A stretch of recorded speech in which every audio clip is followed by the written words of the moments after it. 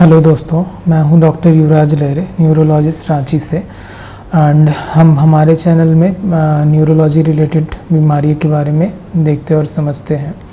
पिछले वीडियो में मैंने आप लोगों को बताया था कि ब्रेन में बहुत सारे बैक्टीरिया वायरस से इन्फेक्शन हो सकता है, और इस वीडियो में मैं आप लोगों को बताऊंगा कि ब्रेन में जो बैक्टीरियल इन्फेक्शन होता है, जिसको हम लोग कॉमनली बैक्टीरियल मेनिंजाइटिस के नाम से भी जानते हैं।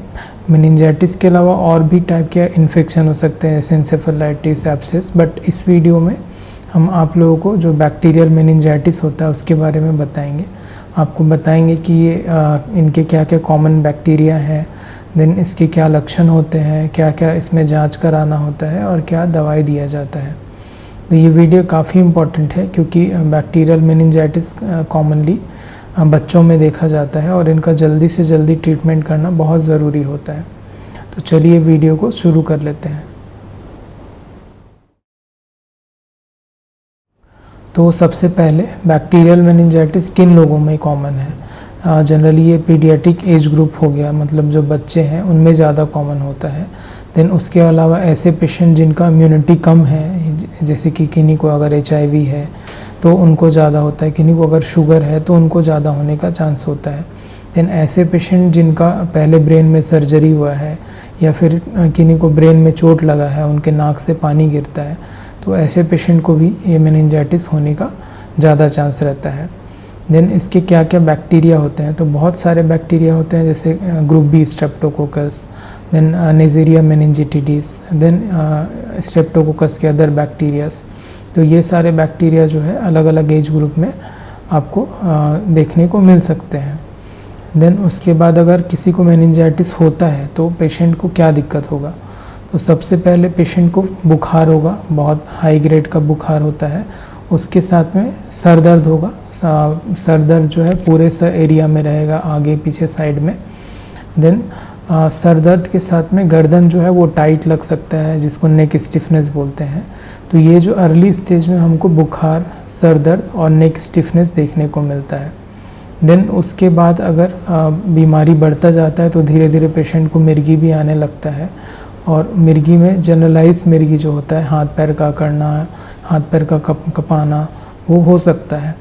देन उसके बाद जो है अगर इसके बाद भी ट्रीटमेंट नहीं किया जा सकता है तो पेशेंट धीरे धीरे कोमा में चला जाता है। तो इसीलिए अगर किसी को ऐसे लक्षण दिख रहे हैं तो जल्दी से जल्दी डॉक्टर के पास जाना चाहिए। और अगर आप डॉक्टर के पास जाते हैं तो डॉक्टर आपको सबसे पहले डिटेल में हिस्ट्री लेंगे कि ये कब से शुरू हुआ, कितना उम्र है, कोई रिस्क फैक्टर तो नहीं है, कोई पहले का कोई बीमारी तो नहीं है। उसके बाद फिर आपको टेस्ट के लिए भेजा जाएगा। तो टेस्ट में सबसे पहले CT स्कैन करके देखा जाएगा कि ब्रेन में क्या है, अगर कितना सूजन है, कितना इन्फेक्शन हुआ है, कोई और बीमारी तो नहीं है, ये CT स्कैन में देखा जाएगा। देन उसमें ये भी देखा जाएगा कि ब्रेन में बहुत ज़्यादा प्रेशर तो नहीं है। उसके बाद जो है जो रीढ़ की हड्डी से पानी निकाल के, जिसको हम लोग लंबर पंक्चर कहते हैं, उससे CSF निकाल के टेस्ट किया जाएगा, माइक्रोस्कोप से देखा जाएगा और उसको कल्चर किया जाएगा कि एग्जैक्टली कि कौन सा बैक्टीरिया जो है वो इन्फेक्शन करा रहा है। तो अगर इसमें बैक्टीरिया पता चलता है तो उसके स्पेसिफिक हिसाब से दवाई दिया जा सकता है।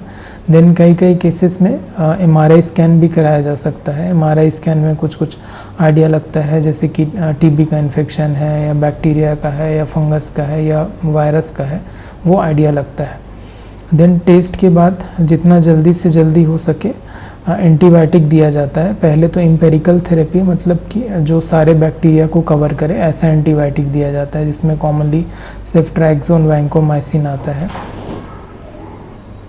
देन उसके बाद अगर पता चलता है कि कौन सा बैक्टीरिया जो है ग्रोथ हुआ है कल्चर में, अगर पता चलता है किसी स्पेसिफिक बैक्टीरिया के कारण ये इन्फेक्शन हो रहा है तो उससे रिलेटेड एंटीबायोटिक दिया जाता है, वो स्पेसिफिकली उसको ट्रीट करता है।